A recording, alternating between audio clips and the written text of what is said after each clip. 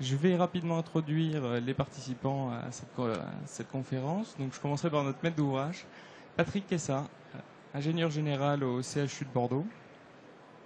L'architecte membre du groupement, puisqu'il s'agissait d'un conception-réalisation, Thomas Queneau, architecte associé chez DA. Pauline Attali, chef de projet chez Léon Gross, le constructeur. Et Magali Zanier, chef de projet chez Elan, le bureau d'études qualité environnementale. Je les cite, même s'ils ne sont pas parmi nous aujourd'hui, mais dans le groupement, il y avait également Climat Plus, le bureau d'études fluides, et Sogex, le bureau d'études VRD. Voilà, sans plus attendre, je passe la parole à notre maître d'ouvrage qui va vous parler du lyrique, pour que vous compreniez qu'est-ce que c'est le lyrique. Alors, ce bâtiment est un des 7 IHU, donc issu d'un concours international pour pouvoir promouvoir des thématiques de recherche innovantes. Et en le cas d'espèce, donc Bordeaux a été choisi sur la thématique cardiologie, avec un point particulier sur la rythmologie. Donc là, on parle d'une recherche pour combattre la mort subite de l'adulte, ce qui représente à peu près 350 000 morts par an en Europe. Donc le cœur est pris d'un orage électrique, se met à vibrer, on ne sait pas l'arrêter, on ne peut pas faire une technique médicale, c'est totalement inconnu, et lorsque la personne décède, le cœur est intact, il ne s'est rien passé. Donc c'est un dysfonctionnement électrique lié à une discordance de signaux donnés par le cerveau qui engendre une surtension dans le muscle cardiaque. Donc c'est un sujet quand même qui est très particulier. Seul centre de recherche au monde qui va travailler sur cette thématique, tout simplement parce que l'équipe de cardiologie bordelaise, qui est très reconnue, a mis en évidence ce phénomène dans des examens cliniques de malades monitorés dans le centre de cardiologie.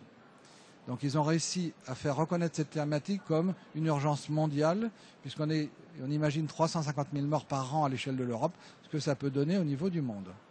Donc l'objet même de cette recherche, c'est de mettre en place un centre où 250 chercheurs venant du monde entier vont essayer de modéliser en 3D des cœurs virtuels pour appliquer des modèles mathématiques et détecter ou contrer les signaux électriques du cerveau.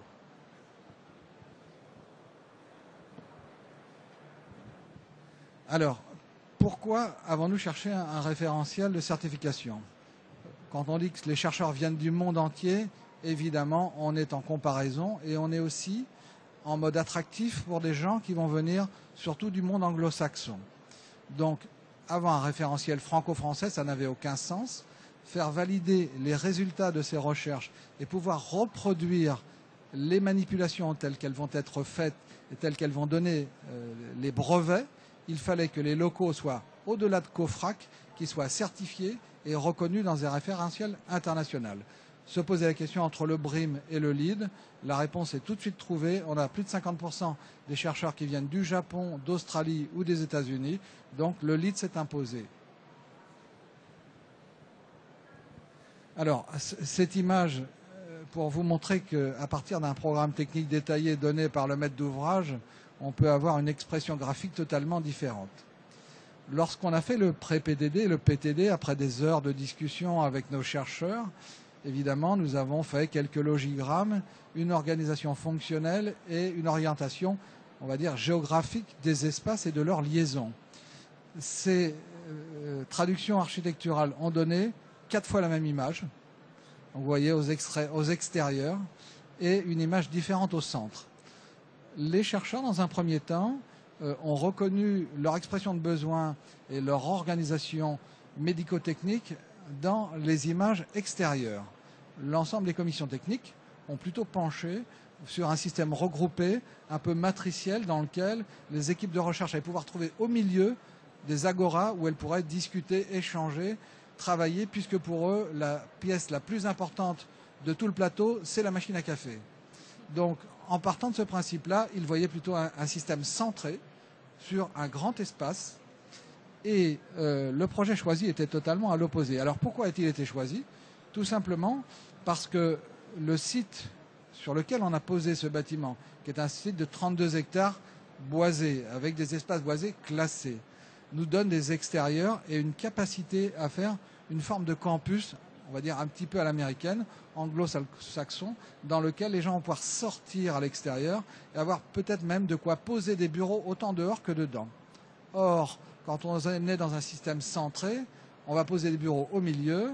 Le nombre de gens qui vont pouvoir avoir des espaces visibles qualitatifs, ce seront ceux qui seront à l'extérieur, et ceux du milieu ne verront que l'agora.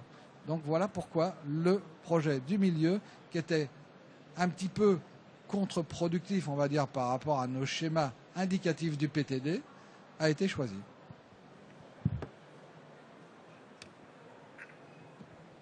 Oui, donc le représentant de la maîtrise d'ouvrage a mieux présenté le projet que je ne le ferai. C'est vrai qu'on a pris un peu le contre-pied donc du programme initial du concours en divisant en 3 entités un institut qui n'était proposé qu'en un seul et même bâtiment. Pourquoi la division? Donc principalement suite à la visite sur site. Le site donc boisé, arboré, avec vraiment des fougères, enfin vraiment un très beau site, très ouvert. On s'est dit que c'était impossible d'implanter 3000 mètres carrés de bâtiments en un seul bloc sur site. Il fallait créer quelque chose de plus ouvert pour les chercheurs.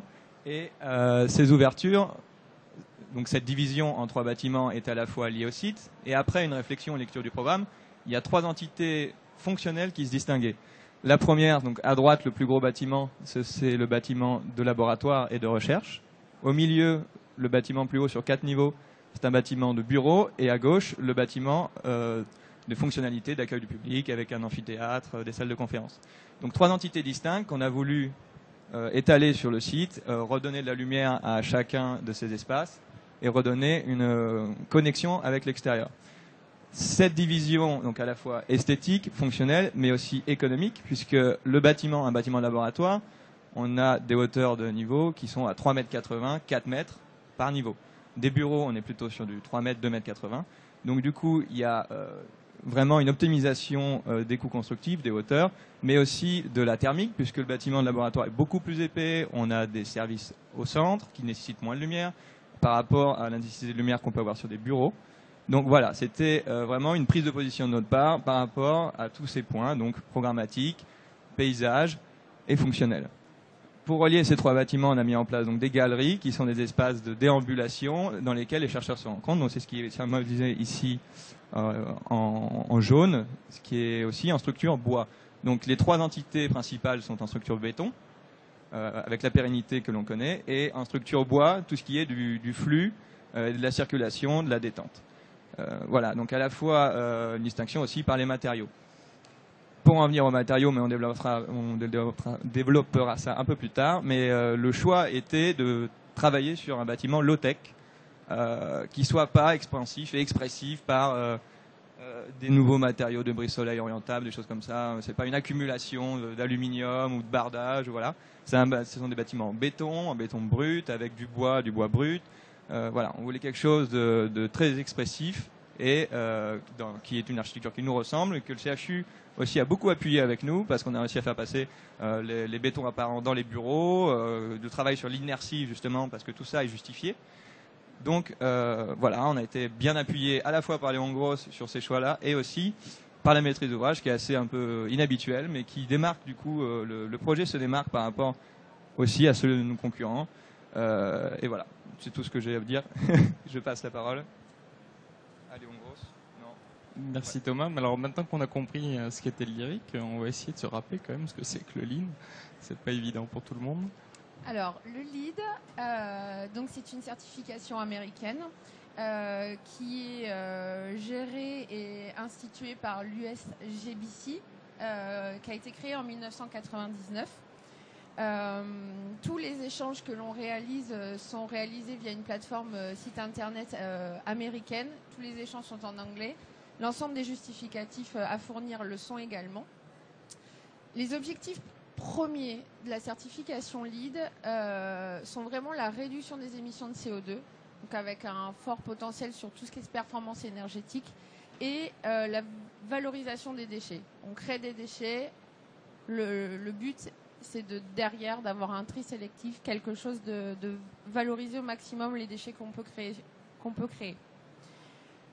Cette certification, on a 4 mentions possibles et elle est basée sur un système de points.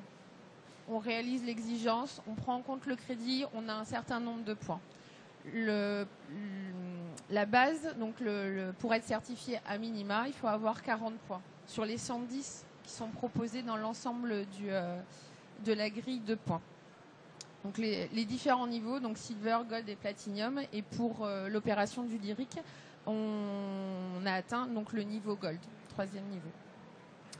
Donc là, vous avez une présentation des 7 thèmes qu'on pourrait rapprocher au niveau de la certification HQE française, qui sont les 14 cibles, pour ceux qui connaissent.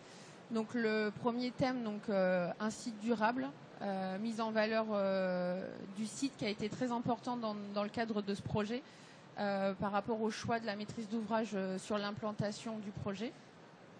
Les économies d'eau, la performance énergétique, les choix des matériaux et des ressources utilisées pour le programme, la qualité environnementale des intérieurs, qualité sanitaire, confort. Une thématique liée vraiment à l'innovation. Qu'est-ce qu'on a mis en plus? Qu'est-ce qui a permis d'aller au-delà du référentiel de base? Et puis, une dernière thématique sur les priorités régionales. Donc ça, c'est des points qui sont accordés si on implante sur un site qui a des difficultés premières, climatiques, sur la situation géographique. Bon, ces points-là, pour le coup, dans le cadre du Lyric, n'ont pas été abordés. Juste, je reviens 2 petites secondes. Vous avez une colonne qui s'appelle nombre de prérequis. Ce sont des bases. On est dans l'obligation de répondre à ces exigences de prérequis pour aller plus loin dans la certification. Ça peut être assez impactant suivant les thématiques. Il faut vraiment que les maîtres d'ouvrage aient conscience qu'ils ont des minima à respecter. Donc, les points clés de la certification. Donc, on est sur un référentiel américain qui est très peu connu des acteurs de la construction en France. Donc il faut une explication de texte assez poussée pour que tout le monde ait bien conscience dans quelle certification on rentre et des obligations qu'on va devoir respecter. Les difficultés liées aux essais qui sont normalisés aux États-Unis, qui ne sont pas des standards européens. Donc, là, on a eu des difficultés à justifier certaines normes américaines, d'avoir des déclinaisons sur les standards européens.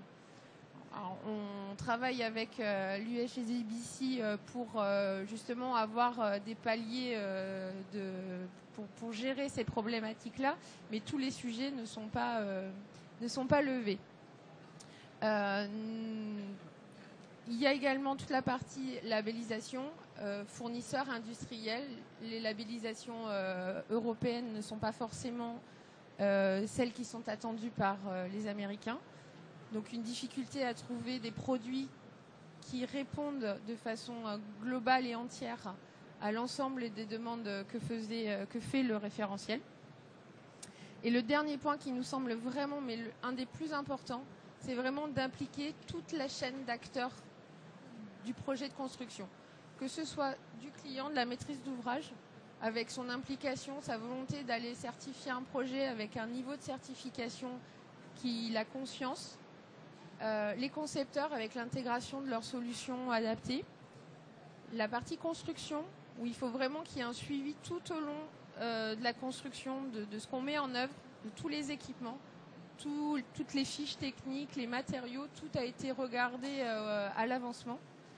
Et le dernier point qui n'est pas les moindres, sur toute la partie exploitation et utilisateur, où il faut vraiment que le bâtiment, enfin on va aller vérifier l'exploitation du site pendant au moins une année.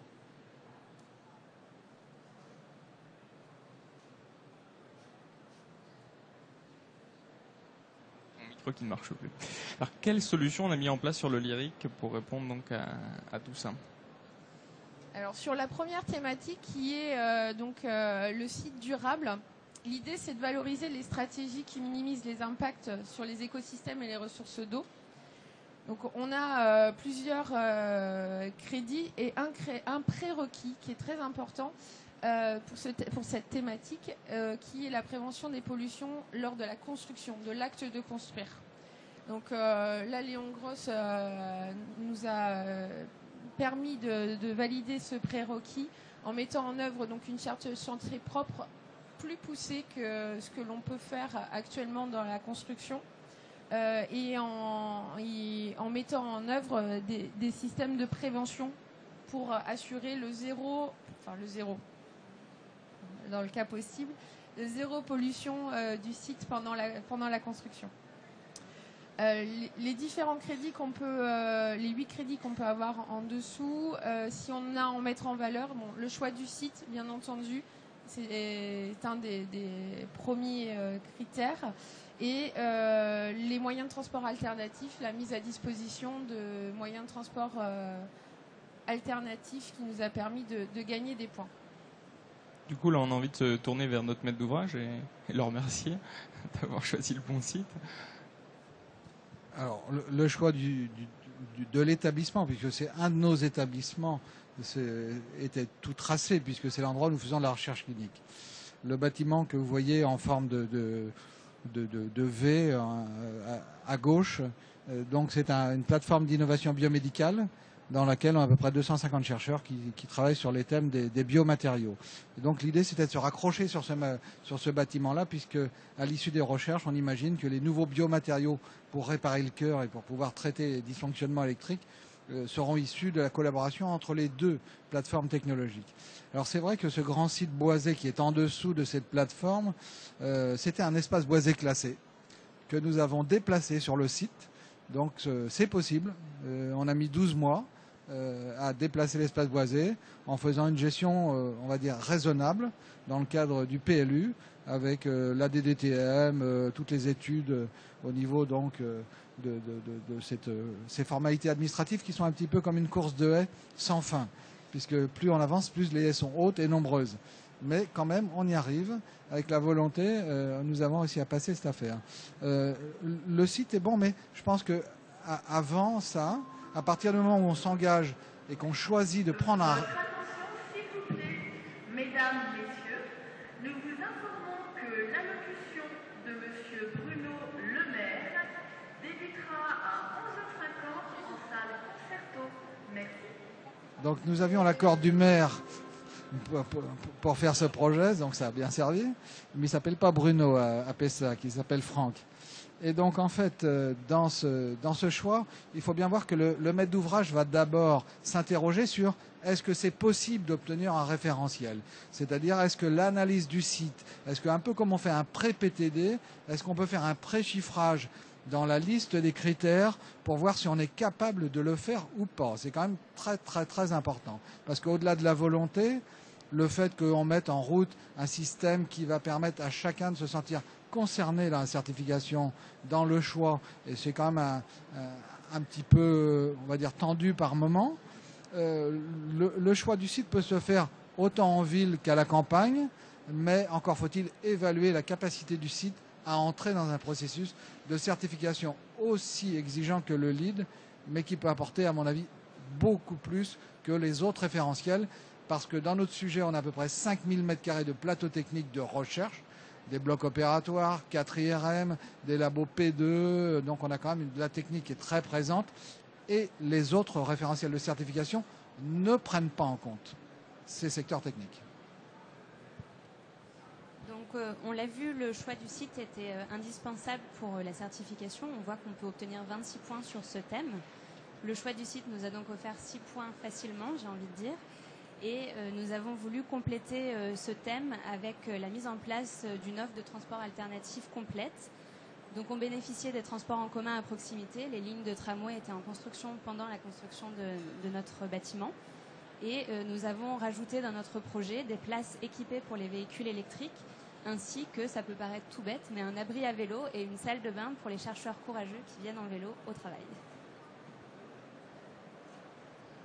Alors, sur la deuxième thématique qui est les économies d'eau, donc l'idée bien entendu c'est de réduire les consommations d'eau potable de l'ensemble du bâtiment, que ce soit des consommations intérieures que extérieures. Bon, le prérequis de base, c'était de réduire de 20% la consommation d'eau potable sur le site par rapport à un projet de référence. Et les différents crédits adjoints à ce prérequis parlent donc de l'aménagement paysager, des technologies innovantes de traitement des eaux usées et une réduction complémentaire de la consommation d'eau potable. Donc pour ce thème, on a souhaité mettre toutes les solutions en place pour obtenir les 10 points disponibles. Le premier prérequis sur les 20% d'économie de consommation en eau potable peuvent paraître assez perturbants quand on construit un bâtiment de process. Mais il faut se mettre bien en tête qu'il n'y a pas une solution, mais il y a une accumulation de solutions qui permettent d'obtenir cette économie. Donc ce qu'on a voulu mettre en place sur notre projet, c'est des équipements hydroéconomes plus poussés que ce qui se fait dans les bâtiments actuels.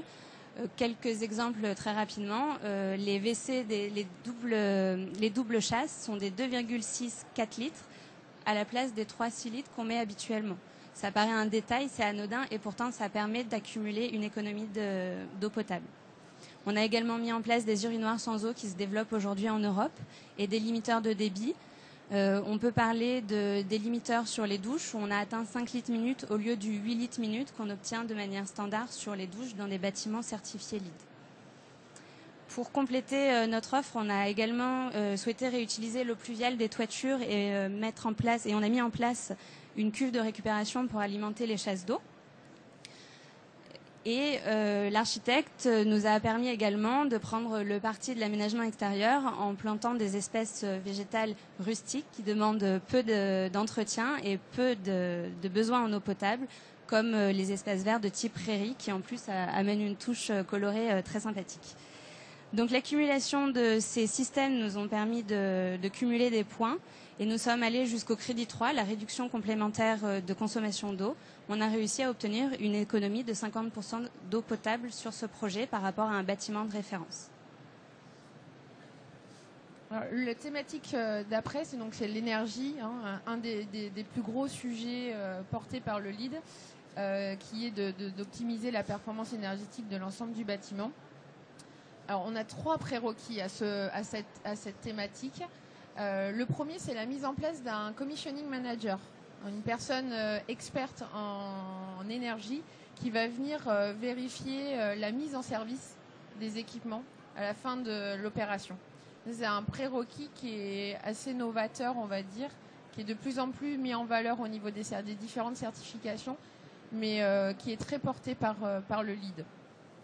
Le deuxième prérequis, c'est la performance énergétique minimale. Donc, c'est une amélioration de 20% de la performance par rapport à un bâtiment de référence. Et le dernier prérequis, c'est la gestion fondamentale des fluides frigogènes, qui demande du coup d'utiliser des fluides qui sont à faible polluant. Si vous regardez au niveau des crédits, sur les 35 points, on a 19 points qui sont attribués à l'optimisation de la performance énergétique. Donc c'est un des plus gros sujets et qui est un des plus difficiles à mettre en œuvre, étant donné qu'on a une norme HRAE à respecter qui est différente des normes classiques au niveau thermique du bâtiment. Donc on ne s'est pas laissé démonter, il y avait 19 points à prendre, on a essayé d'aller les chercher et on en a obtenu 8, ce qui est quand même un haut niveau par rapport à l'utilisation de ce bâtiment. Pour la petite anecdote, l'Institut américain nous a proposé dans un premier temps de faire une certification par bâtiment, comme notre projet présentait 3 bâtiments à peu près distincts. Et donc cela a un coût, chaque certification a un coût et surtout ce n'était pas le souhait de notre client qui désirait obtenir la certification du lyrique et non la certification de son pôle enseignement, puis de son pôle process et des bureaux des chercheurs. Donc avec Elan, on s'est battu pour démontrer qu'on était capable dans la simulation thermique dynamique d'intégrer toutes les activités de notre bâtiment. Et l'Institut est allé dans notre sens et nous a permis d'obtenir cette certification sur l'ensemble du bâtiment. Donc on a réussi à obtenir moins 26% d'économie sur le bâtiment de référence, sachant que le bâtiment de référence est réalisé sur un référentiel américain qui prend en compte l'activité du bâtiment et donc qui intègre le fait qu'on ait du process, contrairement aux normes européennes.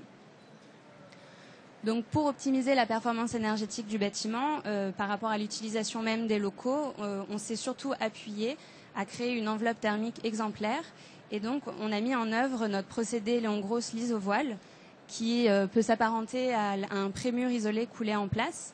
Avec rapidement, le mur intérieur est un voile en béton armé porteur auquel vient s'agrafer un parement de façade libre de dilatation pour éviter et s'affranchir de toutes les fissurations possibles et auquel évidemment on intègre l'isolant nécessaire à l'enveloppe thermique de notre bâtiment pour s'affranchir de tous les ponts thermiques.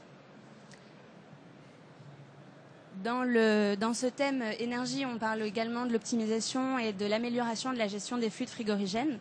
Donc dans le bâtiment de process, il est peu optimisable de ce point de vue-là.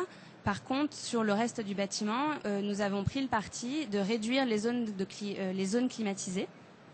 Et donc, nous nous sommes affairés à offrir ce confort de climatisation aux locaux à fort taux d'occupation. Les bureaux des chercheurs ne sont pas climatisés dans ce bâtiment.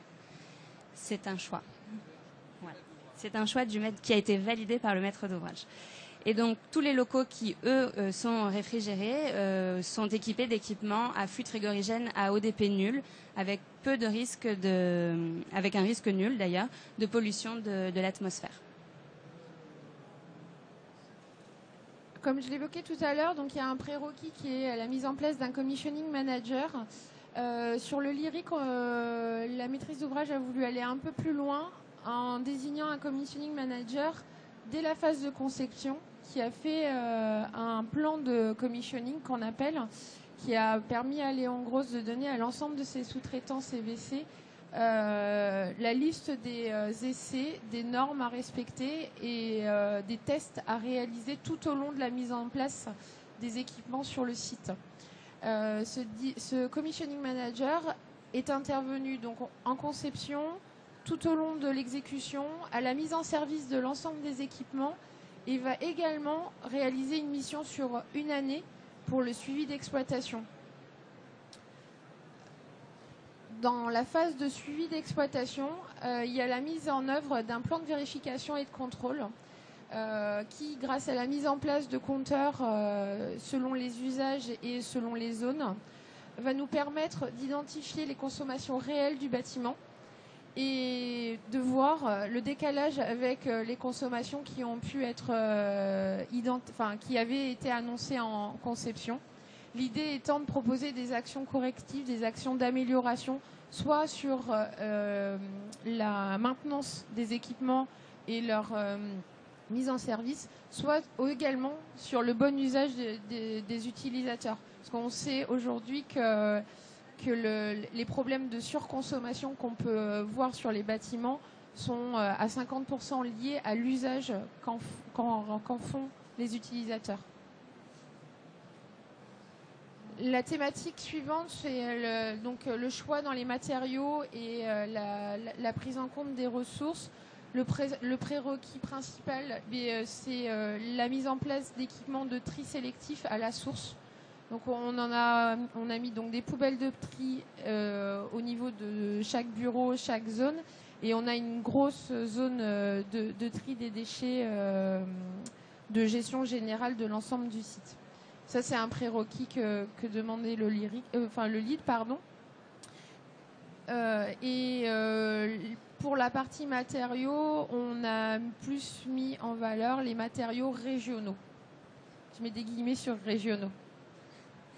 Donc, on a vu tout à l'heure que le parti architectural était certifiant pour le lead. Et donc, on s'est affairé à utiliser des matériaux régionaux. Le crédit du lead nous demandait d'avoir 20% du coût des matériaux provenant d'un rayon de 800 km, donc extraits, fabriqués et transportés dans ce rayon-là. Donc vous voyez que ça reste large, mais ça n'ouvre pas sur le monde. Et comme nous nous sommes affairés vraiment, c'était quelque chose qui nous tenait à cœur et à l'architecte et aux clients et à l'entreprise. Nous avons réussi à obtenir 40% du coût des matériaux sur ce projet-là, qui provient d'un rayon même inférieur à 800 km. Et ça s'est justifié par la présence du bois, ça s'est justifié par l'utilisation d'agrégats locaux, par des menuiseries intérieures, des plâtreries, qui étaient dans ce rayon de 800 km. Et pourtant, on n'a pas obtenu tous les points.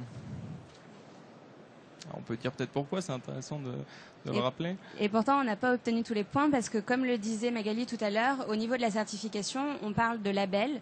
Les labels sont des labels américains qui sont compliqués à obtenir en France. Et c'est là où il y a une contradiction aujourd'hui à mettre en place le LEED en France et sur lequel il faut qu'on démontre qu'on est capable de faire aussi bien qu'aux États-Unis. C'est que les labels qui sont demandés notamment pour le bois, le FSC, est un label qui est plus présent aux États-Unis, donc au-delà de notre rayon de 800 km quand on se situe en France, quand on se situe en Europe d'ailleurs. Et le label PEFC, très répandu en Europe, lui, a une petite différence qui est notable sur la gestion des forêts dont sont extraits les bois. Et du coup, on n'a pas réussi, malgré toutes les démonstrations qu'on a pu faire de la bonne volonté de notre label européen, à accepter par l'Institut américain la labellisation de notre bois, et nous n'avons pas pu obtenir les points du crédit correspondant. Il aurait presque mieux valu acheter notre bois en Angleterre que dans les Landes à côté, quoi. C'est ça. Alors le point d'après, donc c'est sur la qualité intérieure des bâtiments. Alors avec l'optimisation de la qualité de l'air intérieur, c'est un sujet qui est très porté par le LEED, et l'accès à la lumière naturelle.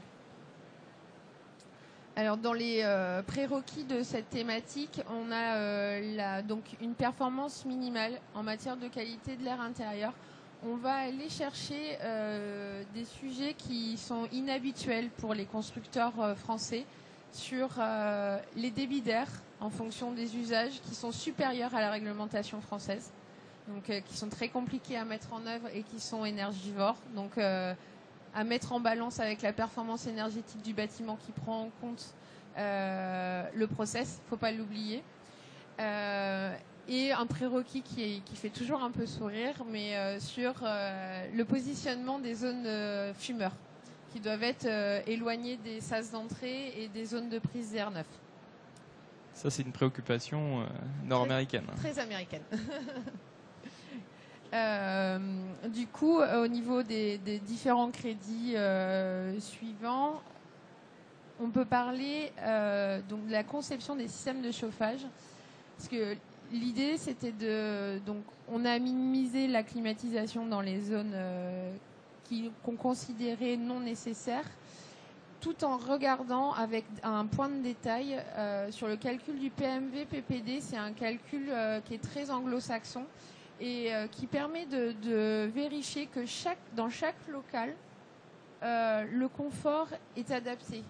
Donc on va regarder par rapport à la façon vestimentaire de s'habiller, par rapport à la température ambiante, la température de consigne, les vitesses d'air, que la personne, par des calculs de coefficients, est confortablement installée et qu'elle peut adapter le confort avec ces systèmes de commande. Donc ça, c'est un calcul qui est assez nouveau, qu'on utilise peu en France. Donc juste une diapo rapidement pour reparler du confort des usagers. Comme vient de le dire Magali, il faut mettre à disposition toutes les commandes nécessaires à la gestion individuelle de l'espace de travail. Donc c'est les volets roulants, la lumière artificielle, la ventilation, le chauffage. Et je profite de cette image de bureau pour réexprimer le parti architectural qui nous permettait d'utiliser complètement l'inertie de notre bâtiment avec l'apparition du béton brut, aussi bien en façade qu'en plafond. Alors, la dernière thématique qu'on mettra en avant, c'est donc la thématique sur l'innovation. Alors, il y a 2 crédits qui sont attribués à l'innovation. La première, c'est... je vais pas commencer par la deuxième. Donc, la présence d'un lead AP sur l'opération. Lead AP, c'est une personne qui est formée par l'UGSSBC et qui a, on peut dire, si on fait un parallèle avec la certification française HQE, qui est un peu l'auditeur du site, qui va venir faire des revues de projet au niveau de la conception, de l'exécution, de la livraison du bâtiment, pour voir si on va dans le bon sens, si les crédits sont portés tout au long du projet. Le deuxième point, donc, c'est des performances exemplaires. Donc on a pu les évoquer tout au long de la présentation, mais on va y revenir. Donc sur la réduction des consommations d'eau, on a réussi à atteindre donc la réduction de plus de 50%, ce qui nous a permis d'avoir un point bonus.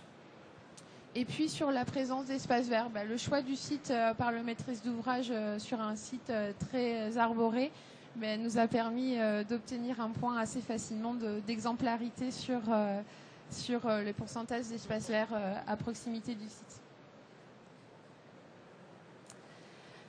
Un deuxième point, alors on va dire que c'est le point qui a fait tout basculer, parce qu'on a réussi à atteindre le gold grâce à ce point final, où la maîtrise d'ouvrage nous a demandé, en tant que bureau d'études environnement, de les accompagner dans la sensibilisation de l'ensemble de leurs utilisateurs, en réalisant donc une présentation de la certification, en expliquant qu'est-ce qui avait été mis sur l'opération, une campagne d'affichage en mettant en avant les performances environnementales du site, et en diffusant donc un livret d'utilisation à destination et de l'exploitant et de l'ensemble des utilisateurs. Et là, l'étape à venir, c'est de réaliser un questionnaire de satisfaction au niveau des utilisateurs pour voir qu'est-ce qu'on peut encore améliorer.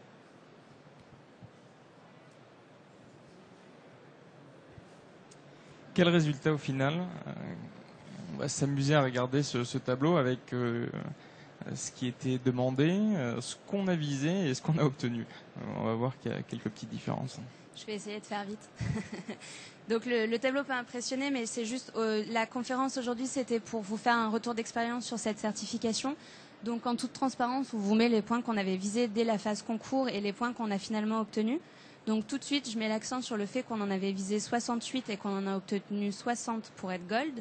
Donc le jour où vous vous lancez dans cette certification, prenez bien en compte la prise de points supplémentaires dès la phase concours, c'est indispensable. On sait qu'un projet, ça évolue, ça se modifie et on peut perdre des points très facilement pour pas grand-chose. Le label, ça a été un gros sujet tout au long de notre chantier. Et à la fin, on n'a pas eu gain de cause, donc on a perdu 5 points sur ce crédit-là. L'autre difficulté qu'on voit apparaître sur la qualité de l'air environnemental, où on a également perdu 5 points, on n'a pas réussi à obtenir de la part de certains fournisseurs des documents justificatifs de la qualité de leurs matériaux, notamment pour les sols souples du projet. Et ça me permet de rebondir sur le fait que la certification, ça se manage, ça se suit tout au long du projet. Tous les acteurs doivent vraiment s'investir de la phase concours à l'exploitation.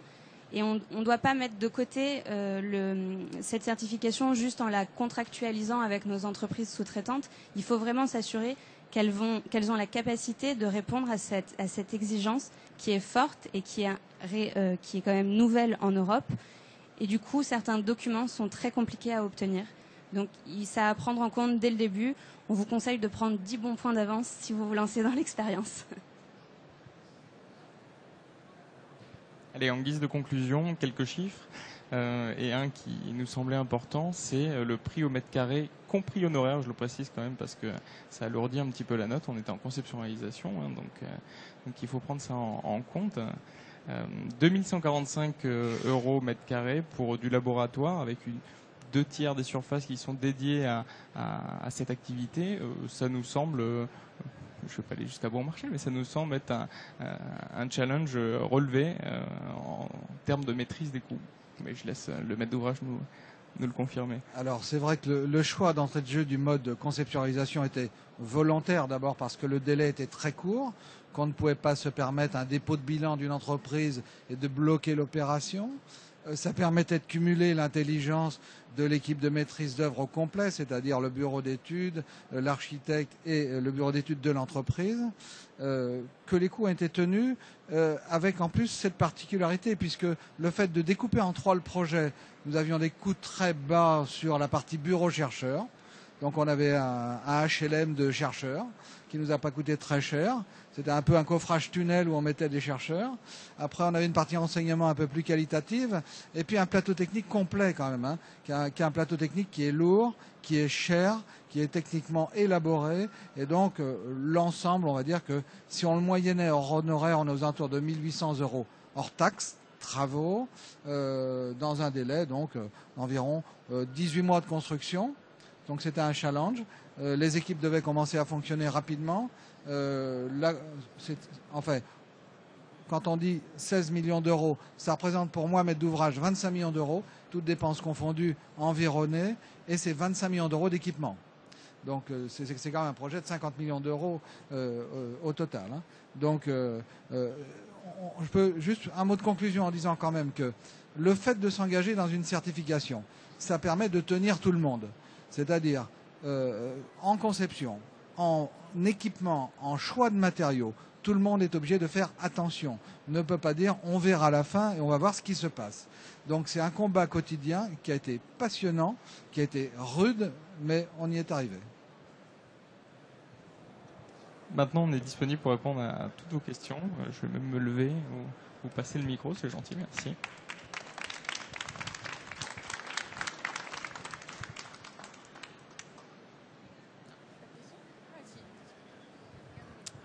Bonjour. Bonjour. Je voulais juste savoir si vous avez, à la fin, même si c'est déjà beaucoup de travail, fait une comparaison avec les référentiels existants HQE ou BRIM, et pour simplement comparer les performances. Et puis alors, comme j'étais vraiment pas là juste au tout début, je voulais juste savoir aussi pourquoi le maître d'ouvrage avait choisi aussi de partir sur une certification de cette nature-là qui, comme vous l'avez bien décrit, s'appuie sur des références qui sont assez peu normatives en France. En fait, c'est sur des normes qui sont assez peu françaises. Et donc qui induit forcément tout de suite une difficulté. Sur le choix du lead, si vous étiez arrivé à l'heure, vous l'auriez su. Donc je ne vais pas me répéter. Sur la différence de coût entre le BRIM, le HQE et le lead, ça je ne sais pas dire. Alors sur la partie, en fait c'est une vision qui est assez différente entre la HQE et les certifications anglo-saxonnes, que ce soit le BRIM ou le LEED. Et du coup la HQE regarde plus dans le détail et dans les éléments un par un, alors que le regard anglo-saxon est beaucoup plus macro. On va regarder les sujets, les thématiques, mais de façon globale. On parle d'économie d'eau générale. On parle de performance énergétique, d'optimisation énergétique, compris process. Je rappelle le compris process parce que c'est vraiment un sujet qui n'est pas du tout évoqué en France par rapport à la HQE.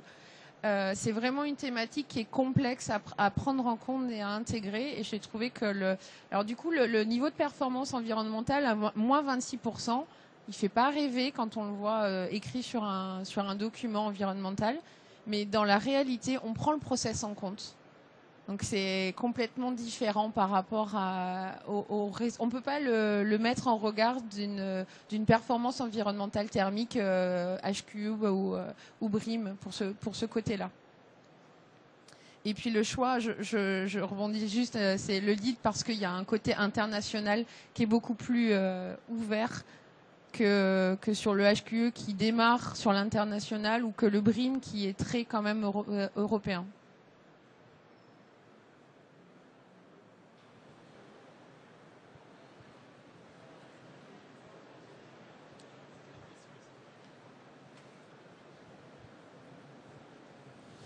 Bonjour. Vous nous avez expliqué que tout ce travail était énorme, et on s'en aperçoit évidemment.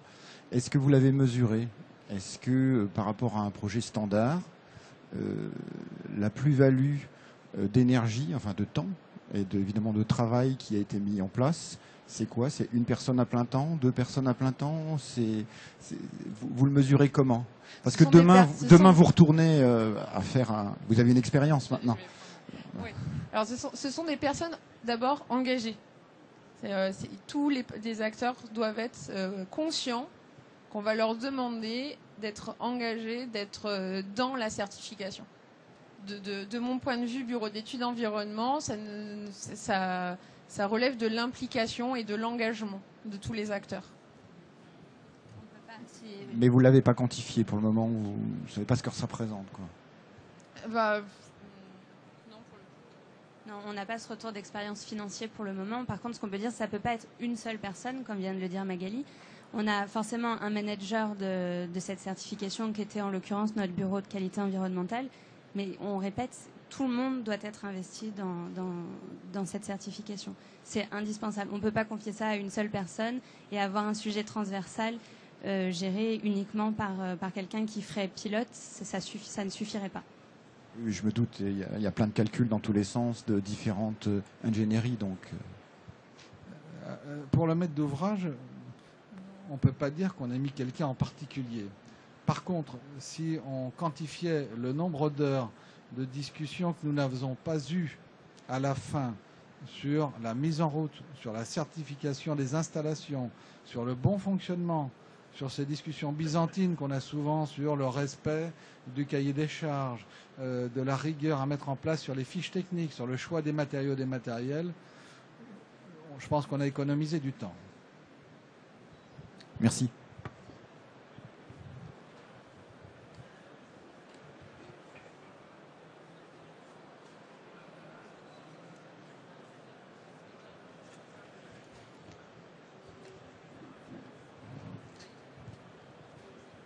S'il n'y a pas plus de questions, il ne nous reste plus qu'à vous remercier d'avoir participé à cette conférence. Et puis j'espère que demain, vous allez être vecteur de lead dans tous vos projets. Voilà, à bientôt.